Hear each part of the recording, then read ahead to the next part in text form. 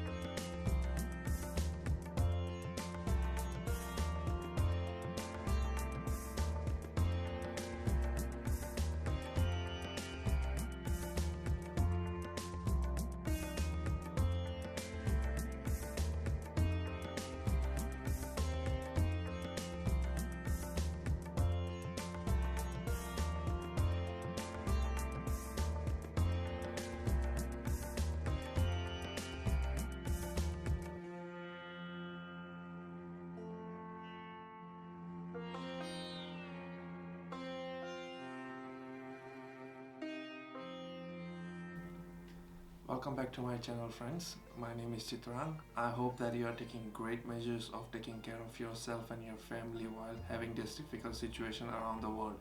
Today's topic that I'm going to talk to you about, which is what do I carry in my camera bag. So first of all, I have a camera bag. Now this is empty at this moment because I have taken everything out. This is a one-sided bag from Point. It's nothing fancy in it.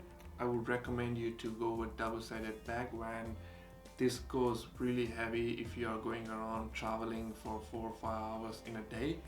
So double-sided bag, that's what I would recommend, and I'm gonna upgrade that thing in my kit next. Now the very first lens that I have in my kit, which is 11-24 f4L lens.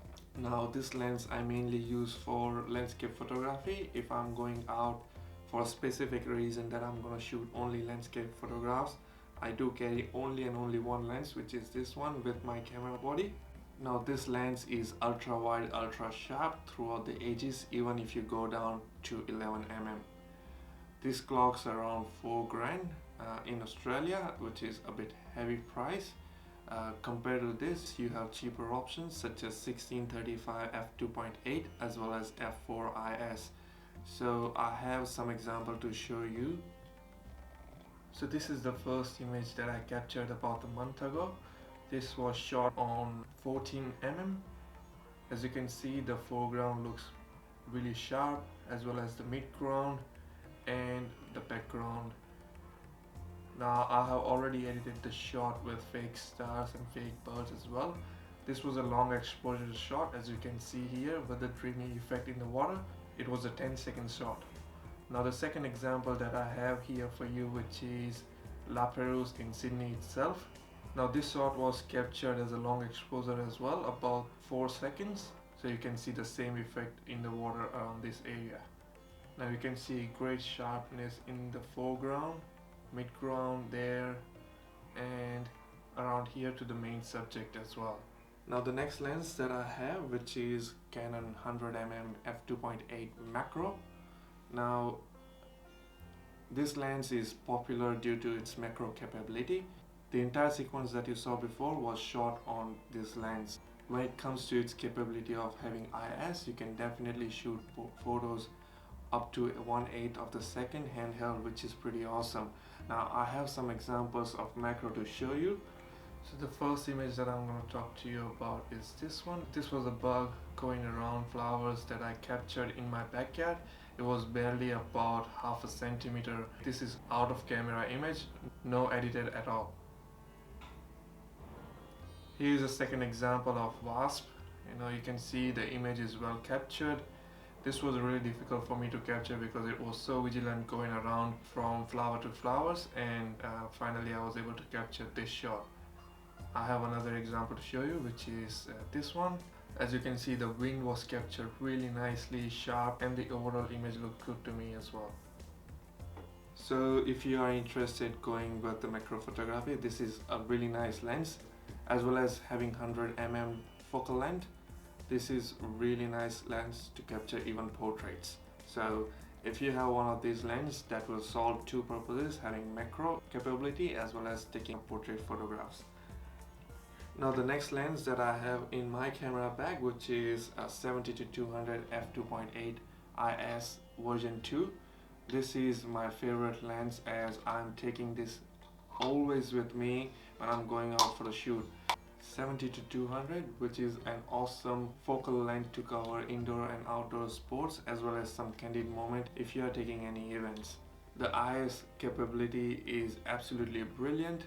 If you are shooting in a low light situation, you can definitely do it with handheld. While taking portrait, I feel that it is capable of generating a very nice bokeh-licious background around my subject, which helps separating the subject from the background very easily and very nicely. Now if I'm talking about size and weight, it is not that heavy, but if somebody wants to kick your butt out there, you can definitely grab one of this and throw it into his or her head. Just joke apart, but this one is a really nice lens. I definitely recommend you to get one of this. It doesn't matter which series it is, series 1, 2 or 3. There are cheaper options available out there as well from third parties such as Tamron and Sigma. You can definitely go with Canon f2.8 non-IS version as well. So there are a few options available out there. Next thing that I have in my camera kit, which is a second camera body. Now this is a reserved camera body that I carry with me all the time when I go out for shoot, in case something goes wrong with my first camera body. Now this is pretty old. This one is Canon T4i 650D, and right now I'm shooting on Canon 5D Mark IV. Everybody knows about this camera and its capability. So I would recommend you to go with a second body. It doesn't matter if it is the same capacity or lower capacity, but you do need a second body to cover up yourself. Now my everyday go-to lens, which is currently I'm filming on, which is 50mm f1.2L lens. Now when it comes to the low light situation, this lens is absolutely a beast.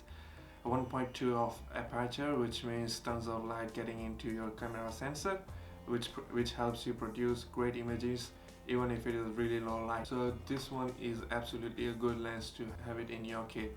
Now there are different options available to this one as well, which is Canon f1.4 as well as Canon f1.8, which is nifty 50, which comes around $150 brand new. Now the next thing that I have in my camera kit, which is a 600 EXRD speed light that goes with the transmitter. This one is a third-party transmitter from Phottix Laso that goes with my speed light really nicely. Now as you can see that this speed light has a really nice refresh ratio that will not disappoint you anyhow. If you are going out there for a shoot and if you are alone, there is nobody to help you out, this will be the really great combination to get it with you.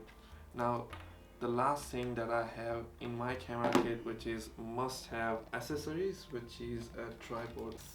This tripod is a bit plasticky, hollow body tripod.